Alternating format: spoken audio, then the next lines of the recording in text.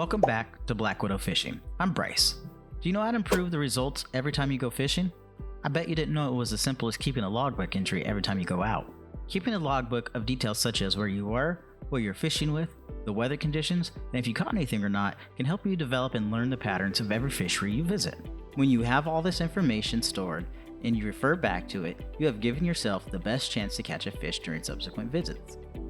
For tournament anglers, this is part of the pre-fishing process to prepare for a tournament. This kind of information is so valuable that there are companies that do all of this work for you and then they sell the data online for crazy sums of money. But who really wants to spend hours upon hours logging all this information? No one does, which is why there are electronic logbooks like Angler. In this video, I'm going to show you how Angler works, what information you should be completing, and how you can refer back to your data before your next fishing trip. So let's get into it. There are a number of different logbooks available, but I have found Angler to be among one of the best. In addition to its great functionality, 100% of the things I recommend you use it for are free. Angler does have a pro plan, which unlocks maps and other map data layers, but you absolutely do not need these items. While they are helpful, there are much better apps to use for mapping and data layers that I can cover in another video at a later date. Angler is available in both the Google Play Store and the Apple App Store. I'm going to pull up my Angler account on my phone, but because I'm a tournament angler, I have altered the data and timeframes you will see to protect the work I have done from other anglers that may be watching. When you first open the app, you will either need to sign in or sign up. I'm not going to cover that process as it's all very simple. After the app completely opens, you are brought to what is called the feed first. At first, there will be random anglers and their data on your feed. If you choose to follow anyone in Angler community, then their information will show up here. I personally don't follow anyone and only share my data with my fishing partner. The feed works the same as any other social media feed, where you can examine their posts, make comments, or like them. Really, this is all basic information. Along the bottom, the next tab is Gear. When you click on that, you will see the first section that says My Gear. Clicking on it takes you to a page where you're able to input the tackle you use. I have added some for this demonstration. Looking at the first one, we can see it is a crankbait from the Guggen squad called the Banger. Clicking on that allows us to see any pertinent information under the details. Clicking on the stats tells us how many trips we have used it on and the number and types of fish we have caught on this particular lure. Honestly, this is the most time-consuming part of using the logbook because you want to make sure everything you use is logged so you can get accurate information. If you don't feel like spending hours inputting everything into your tackle box, I recommend the following. When you go on a new fishing trip, remember to add the bait prior to fishing it. Or when you purchase new baits, add them in as it doesn't take that long to do 1 or 2 baits at a time. Let's go through the process of adding one now. We're going to add a Strike King crankbait. We will click on the plus sign in the upper right corner. This brings up the menu of items we want to add. So let's click on Lures. As you see, this is where we can input the information from the lure. Although this looks like a lot of data, Angler has done a great job in streamlining the process, mostly by maintaining a database. So when we select the bait, it pre-fills a lot of the information and adds the photo if available. We just need to go in and fill in the missing areas. So let's do that now. Once that is done, we select save and the bait is added to our gear. This same process works for rods and kayaks, as you can see along the top. But adding rods and kayaks is not necessary and won't be relevant to the data that we need, so we can safely skip this section. We can also see what gear is popular right now, and the app shows you the items that are selling the most from their store.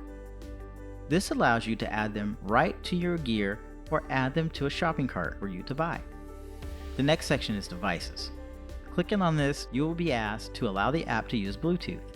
Here you can add a bullseye if you purchase one, an Abu Garcia virtual rod, which has a bullseye built into the handle, or you can connect it to your chart plotter if you use Lowrance. Bullseyes are nice to have, but they aren't needed. I use an Apple Watch, and Angler has a companion app that allows me to access almost all the data and log new stuff directly from the app on my watch. I only use Lowrance on my boat, which I do have paired with the Angler app, but on the kayak I use Garmin. The next option we have is Browse. This basically lets us browse through the brands that they're selling or that they have information for. You can choose to shop here if you want, but I personally haven't purchased anything through the app. Next we go on to the tab along the bottom, which is Maps. The map will upload up to your current location, but of course I have changed mine for privacy. On the map, we can see a Layers tab where we can select the different layers to display. The options you have will be determined by your status as a free user or pro user. These are the settings that I use. The map will also show us locations where we have marked. We are immediately presented with the same data and location of the catch. The GPS coordinates allow you to easily add this to your chart plotter at a later time. This is useful if you have multiple chart plotters like I do, and photos of the fish, and other data will be present as well. Now, if we click on the wrench, we can review the water, which allows us to select the proper location. We can check the weather from our current location as well.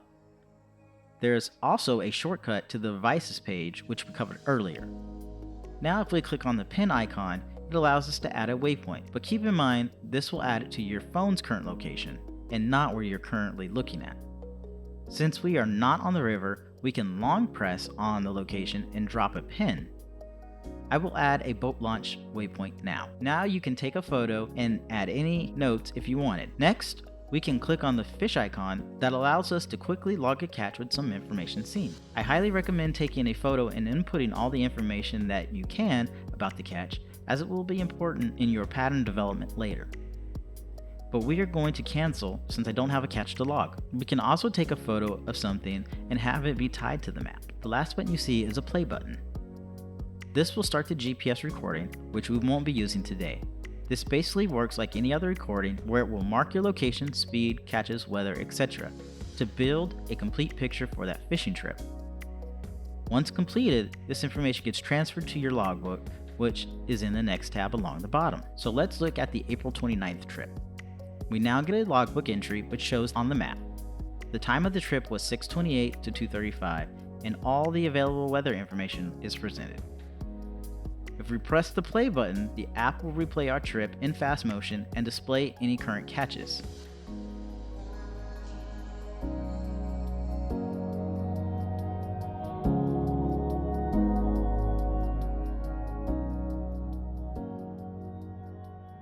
That was the catch from this particular trip.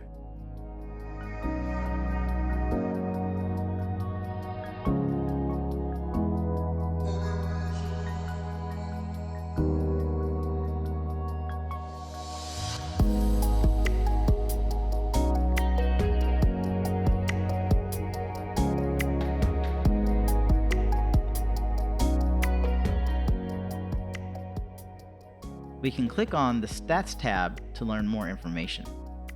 To see individual catches or any other waypoints you marked, click on the Waypoints tab. We can also add gear reused. This is the section where we would use to develop our patterns. To make this the easiest, it's best to label your trips with the name of the fishery and any other identifying information you would like to make it easier to locate what you're looking for. Now before you head out and fish, you can come to the app and review your previous trips there, and see all the information about your past success or failures, as well as what worked and what didn't work. The final tab is the profile. Here is where you will find, add, and edit any of the relevant information yourself. Angler has challenges and badges that you can earn, but we aren't going to cover those. The activities page just provides the same information again, so you can skip over that. Friends is self-explanatory. But since I don't want to expose any of my partner's data, we're going to skip that tab. Under the Stats tab, we are presented with overall catch data. You notice the locks. This means that this data can't be changed and it's compiled all from your stats. The sections we can change make more specific breakdowns, such as dates, times. When it comes to Angler or any other logbook, they can be great tools. You are free to add as much or as little information as you want, but the more you put in, the more you get out. This might not seem appealing to most, or might seem like a lot of work, but that's truly what separates the professional tournament angler from a weekend fisherman. If you have a favorite logbook you'd like to use, please leave it in the comments below so I can check it out. That's all. Catch you next time.